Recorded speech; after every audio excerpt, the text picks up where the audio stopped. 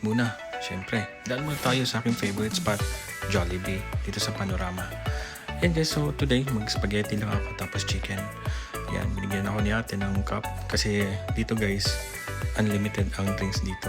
So, self-service. As you can see, self-service siya. So, kahit magpakalunod ka na soda, wala problema. Ayun guys, so yan, ready na yung aking order. Tinawag na ako. Yun, let's go. Banatan na natin itong spaghetti plus chicken. Spicy to eh. So, kailangan natin dito konting drinks. Yun, tingnan nyo guys. Ready ang konya yung spaghetti oh. Talagang lamnam. Sheesh. Sarap oh. Tsaka yung chicken spicy. Wow.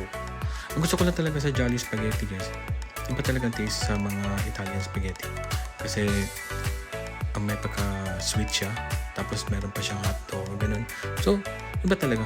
Masarap. Yun oh. Busog. So, yun lang guys. So, yun lang aking day in life today.